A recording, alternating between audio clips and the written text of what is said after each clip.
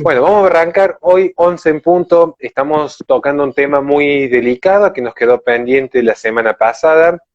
Hacemos nuevamente la presentación. Todos saben que el licenciado Pablo Cardoso es un psicólogo, además de que es un militante de nuestras ideas, define una sociedad más ordenada, una sociedad más sana, donde no tiene miedo de poder decir aquello que normalmente muchos psicólogos, por adaptarse a esta moda hegemónica y progresista, suelen callar.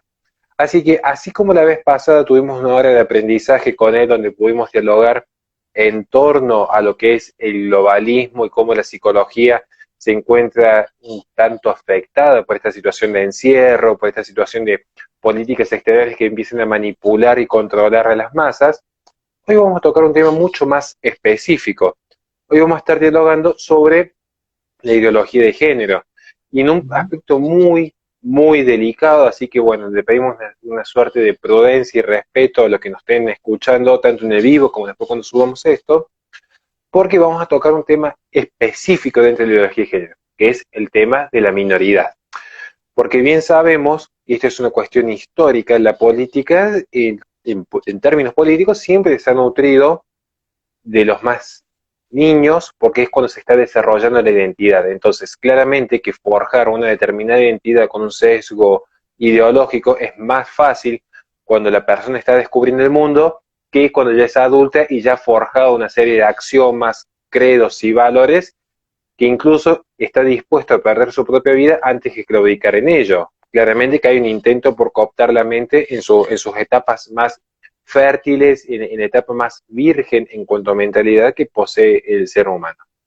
Así que para no dilatar más la presentación, nos gustaría justamente que nuestro querido licenciado nos diga, en primer lugar, cómo entiende él la ideología de género, porque sobre esto podemos hablar mucho, porque hay muchas formas de entender las ideologías, hay muchas formas de cómo entender la propia palabra ideología, que no es solamente un conjunto de ideas, tiene un componente extra que lo separa de aquel conocimiento científico, y cómo esta ideología se vincula particularmente con los menores. Así que muchísimas gracias y muy buenas noches, Pablo.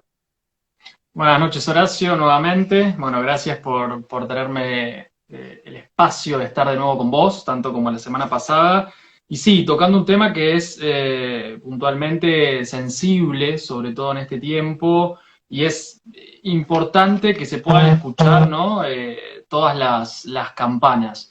Eh, ¿Por qué digo esto? Porque en una supuesta masividad mediática, la ideología de género es aquello que es lo positivo, ¿no? Lo que está bien y lo que hay que seguir. Y cada uno, insisto, para dejar claro, puede tener su propio pensamiento, su propia opinión, fundamentada, obviamente, con lo científico, que es lo que a mí me importa. Si hay algo de la ideología de género es que tiende a disociar la ciencia del propio concepto género, ¿no? Entonces, vos me preguntabas cómo la entiendo yo. Y yo entiendo el dato científico del sexo, de la sexualidad, y el género apoyado sobre ese dato científico, ¿no? ¿A qué me refiero con esto? Bueno, tenemos un mundo cromosómico XXXY, tanto para varones como para mujeres, y ya hay una determinación. Entonces, yo me fundamento sobre el orden natural también. ¿Qué hablamos cuando nos referenciamos al orden natural? Y no estoy hablando de religión, ni mucho menos. El orden es la recta disposición de las cosas de acuerdo a un fin. Y lo natural es aquello que nos es dado. Entonces, nosotros como seres humanos tenemos sentidos, tenemos piel, tenemos órganos, tenemos mente, cerebro, entre otras cosas. Y es muy difícil que yo, por mi propia autopercepción, pueda cambiar mecanismos fundamentales, por ejemplo, de alimentación. Yo no puedo comer por el oído, por ejemplo, ¿no? Estamos diseñados, cada uno pensará por qué estamos diseñados, con distintas funcionalidades. Y esto corresponde a mi criterio, cada uno es libre de pensar aquello que quiera, a mi criterio. Tenemos un dato científico, que es una realidad biológica, que sobre este dato, como decía antes, se va a montar el género, masculino, femenino. El tema es que en este tipo de ideología o perspectiva, tomando perspectiva como un punto de vista, cuando estudias perspectiva, por ejemplo, en la Facultad de Arquitectura, te van a decir que depende de donde vos te posicionás, cómo vas a ver el punto, etcétera, etcétera. Es un punto de vista. Entonces, perspectiva de género es un punto de vista del género que está tan afectivizado que hoy en día lo único que realmente importa es aquello que yo siento. Entonces el ser humano se termina convirtiendo solamente en aquella interpretación de su sentir, y con respecto a su interpretación del sentir, es aquello que me va a definir como ser humano, que hoy uno puede autodefinirse o autointerpretarse o autopercibirse como un vaso, por ejemplo, o como un caballo, o como un perro.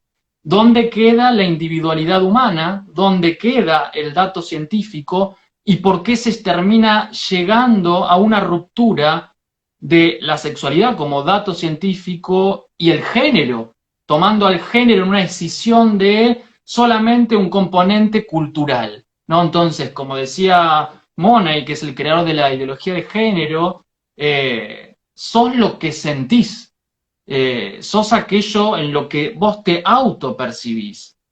Hay una disociación total, después obviamente va a haber otros autores, Simone de Beauvoir, Judith Butler, entre otros, que van a tomar estos conceptos. Y bueno, el cuerpo es el enemigo de la mujer para Simone de Beauvoir en El segundo sexo, ¿no? ¿Qué pasa con estas cosas, no? Y lo que importa no es lo que vos haces detrás de tu puerta, vos podés hacer lo que quieras detrás de tu puerta, de tu casa. El tema es cuando ya se lleva una monopolización por parte de ideas que se bajan concretas a la realidad, donde incluye, en este caso, a la enseñanza en los menores.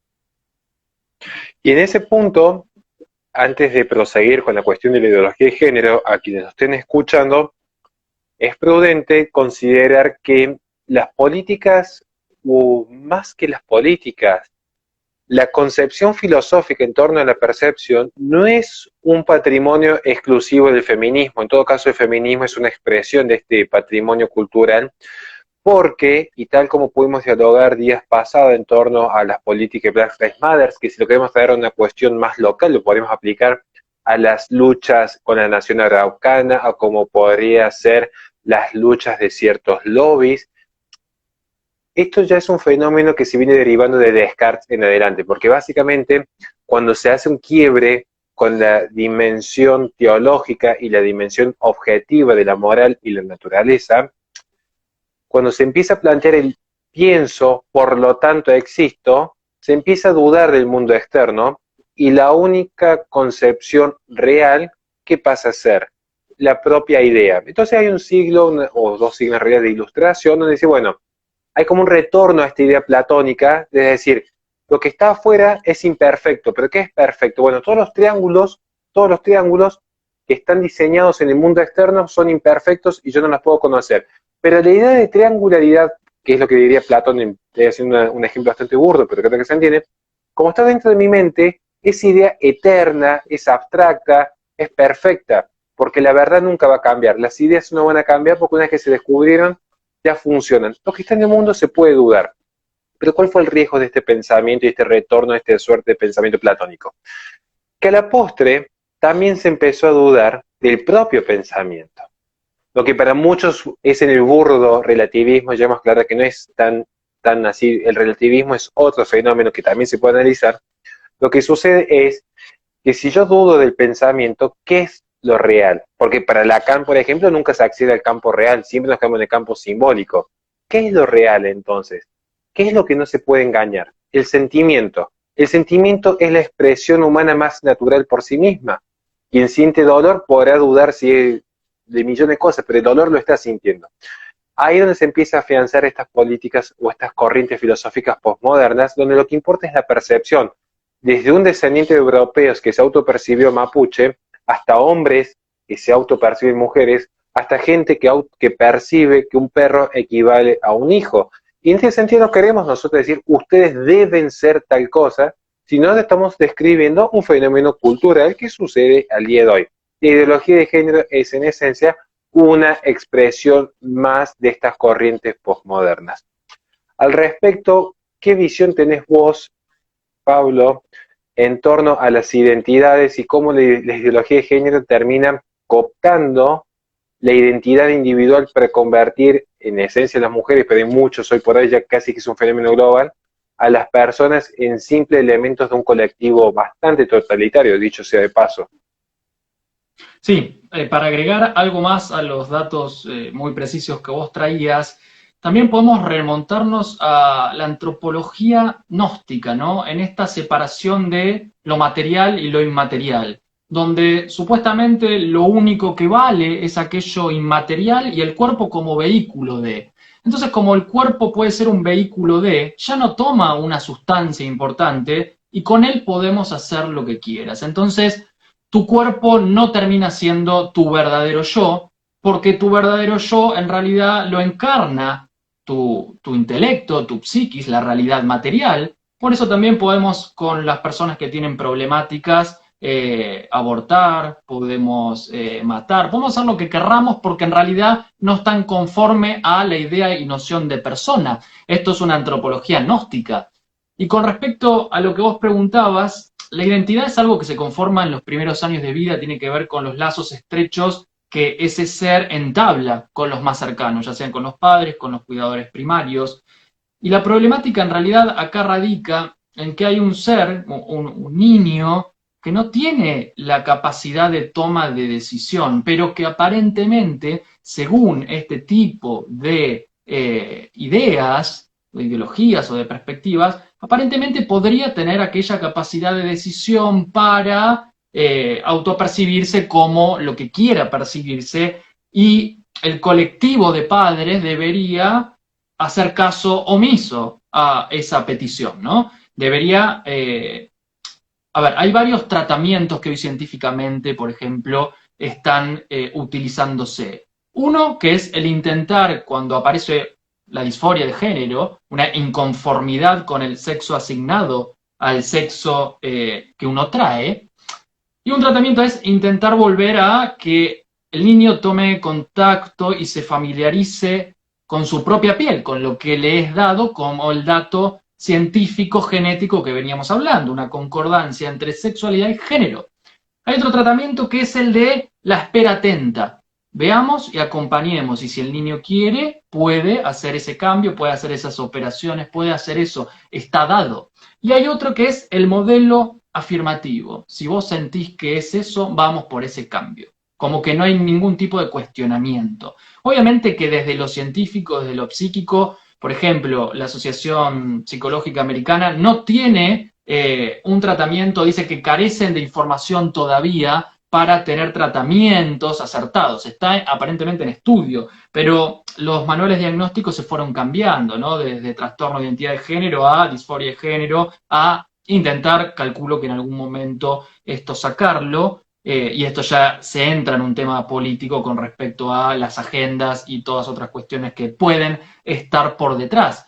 Entonces, la identidad es algo propio del ser humano, es algo que el niño tiene que ir desarrollando conforme a estos datos, conforme a esta lógica, conforme a esta coherencia, conforme a un orden natural y no ser distorsionado. ¿Por qué? Porque el niño es puramente permeable a lo que venga de afuera. Ya el adulto puede ser permeable si no tiene diques constituidos, si no tiene límites, puede ser muy permeable, más un niño. Entonces, se está yendo, mientras no sea una política global que cada uno haga lo que quiera, insisto, el tema es cuando eso ya se pasa a decir, bueno, hay que hacer esto, porque en vez de convertirse en algo libre, como se intenta aparentemente llegar, la libertad, en realidad no, libertad es para algunos y para otros en realidad no sé si es tan libre. Entonces que cada uno pueda tener la libertad de mandar a sus hijos al colegio con el credo, con la ideología que tenga ganas en ese sentido.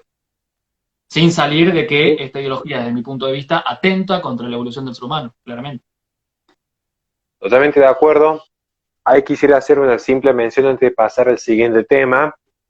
Cuando hablamos de la cuestión del sentir, estén atentos por el peligro, porque uno diría cuál es el problema o cuál sería la crítica, en todo caso, y sería un planteo legítimo, de que un hombre se quiera percibir mujer o se sienta mujer. Bueno, más allá de que uno podría tener, digamos, desde lo teológico un rechazo, o al menos decir, marcar moralmente un rechazo, y está bien porque está en la libertad de expresión de uno, así como uno puede expresarse libremente en pos de sentirse mujer, uno desde la fe también puede rechazarlo. Quiero aclararse, libertad de expresión para todos, pero hay un riesgo un poco más profundo todavía en cuanto a utilizar esta epistemología del sentimiento, como me ha gustado decir a mí en algunas conferencias.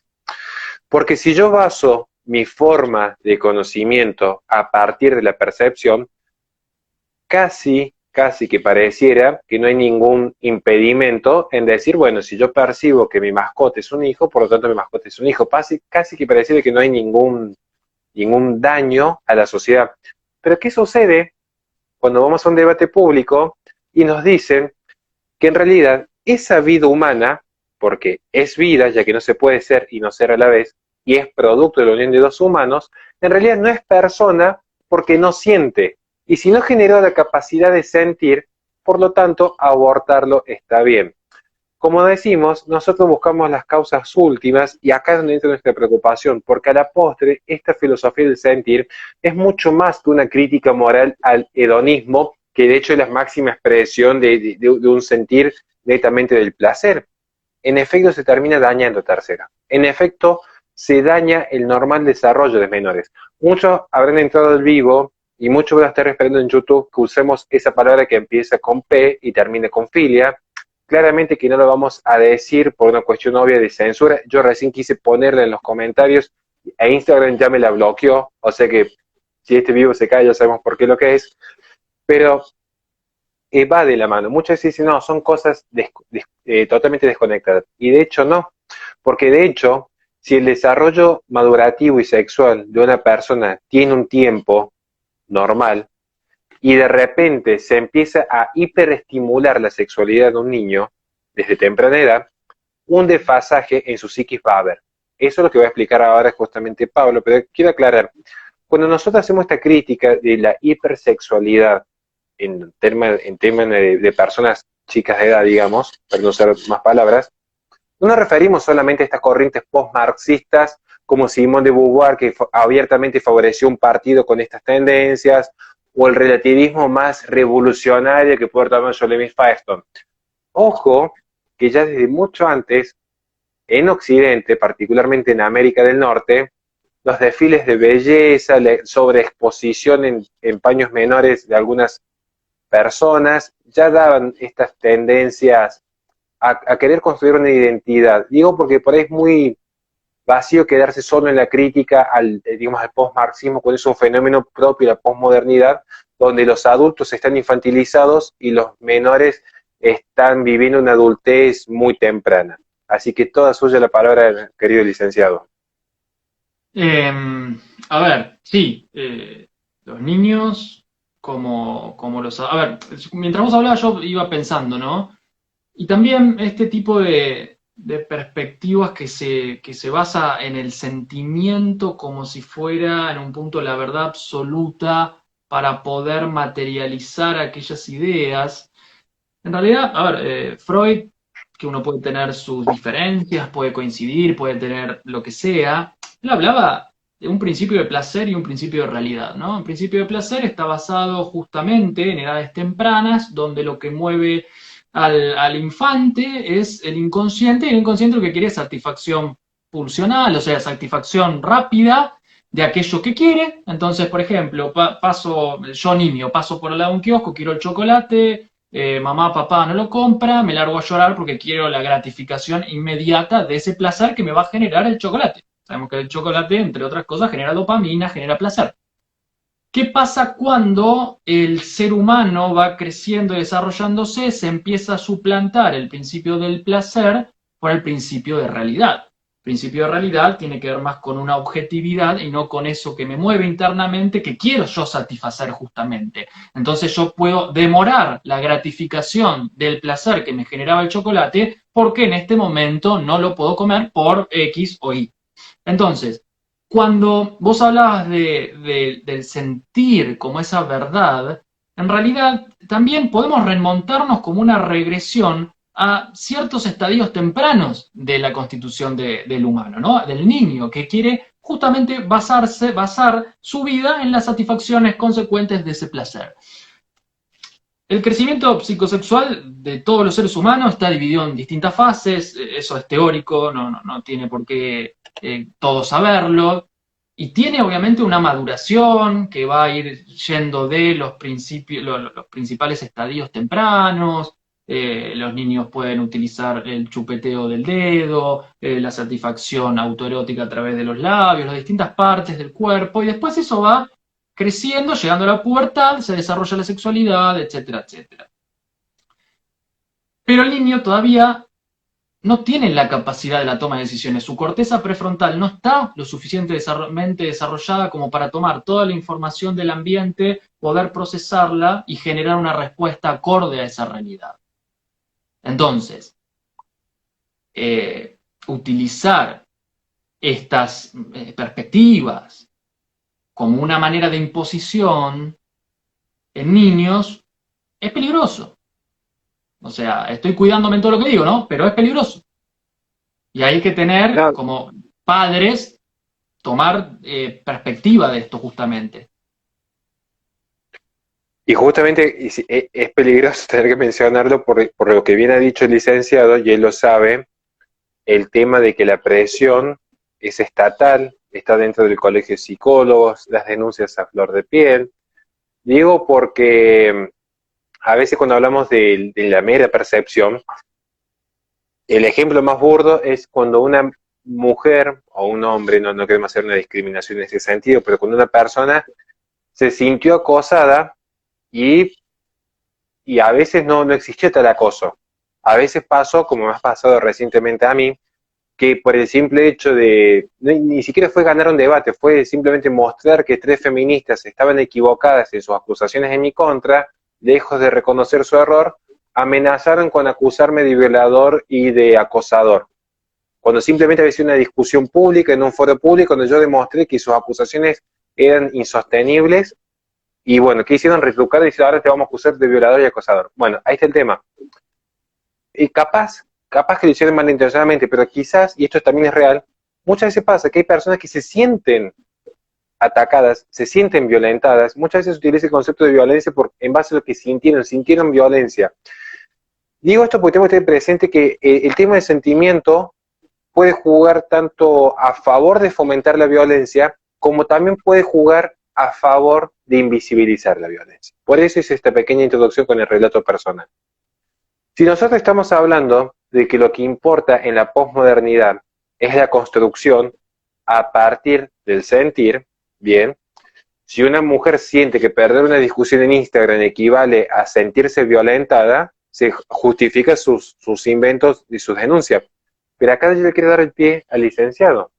Porque ¿qué pasa si paulatinamente, en la etapa de niñez, en esta hipersexualización que se genera desde la educación, yo empiezo a hacer que el niño tenga incorporados ciertos sentimientos, tenga incorporada cierta práctica que después no le permitan sentir que el ataque de un depredador en efecto es algo antinatural? Porque lo que ha sucedido, y eso está probado, que niños que han sido educados bajo ciertas agendas a los 6 y 8 años, y basta ver los materiales oficiales que provee el Estado, luego no saben reconocer cuando hay un ataque que es contrario al simple sentido común de un adulto con personas de esta edad. No pueden percibir o no pueden sentir porque ya tienen naturalizado aquello que les fue inculcado dentro de las áreas educativas. Digo, estamos hablando un poco complicado, pero es porque estamos tratando de evitar el tema de las censuras, pero creo que más o menos se entiende cómo, así como importa el sentimiento de gente que se siente violentada, muchas veces le hacen sentir que actos reales de violencia terminan siendo invisibilizados por la propia educación que fue realizada desde los ámbitos educativos. Sí, yo te puedo poner otro ejemplo.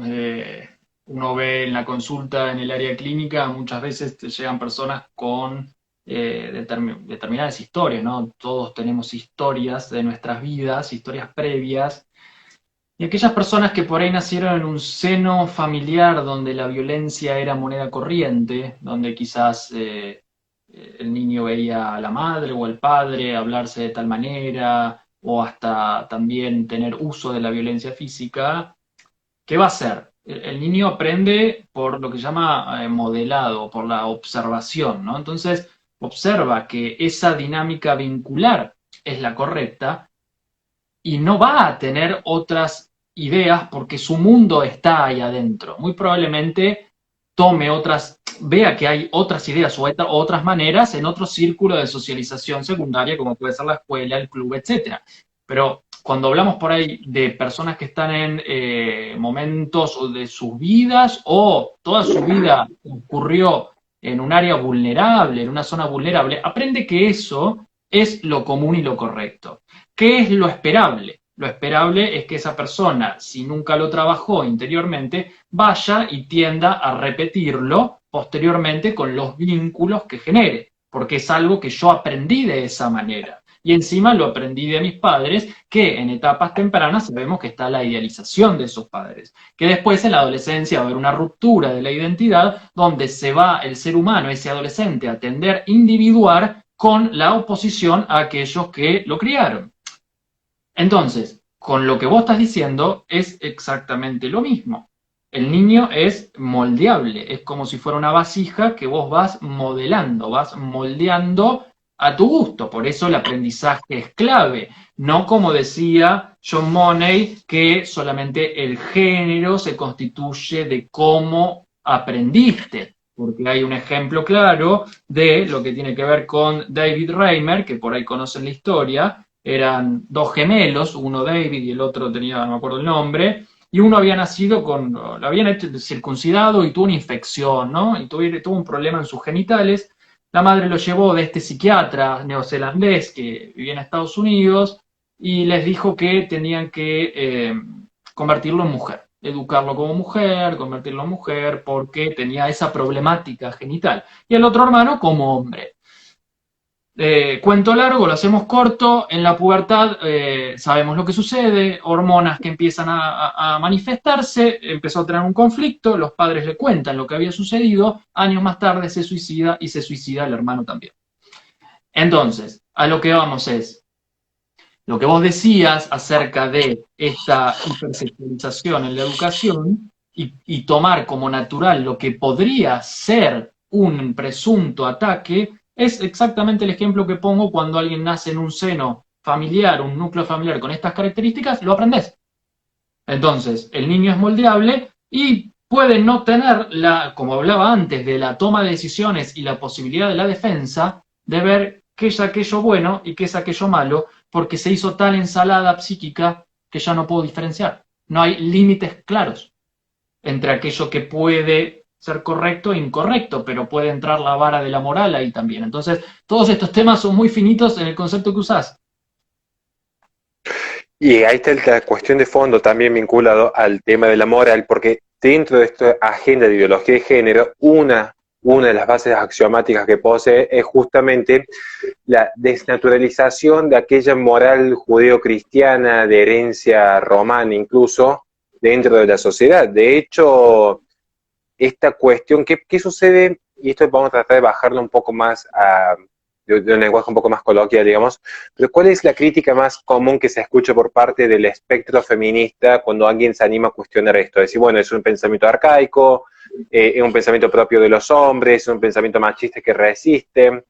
Claro, lo que sucede es que no desean que se ponga al descubierto esta cuestión, pero en el fondo, detrás de este proyecto educativo, que es más un proyecto sexual en todo caso, lo que hay es también un proyecto de destrucción, ni siquiera voy a decir la palabra de construcción, sino hay un proyecto de destrucción abierto en contra de una tradición moral, en contra de lo que para nosotros son las buenas costumbres.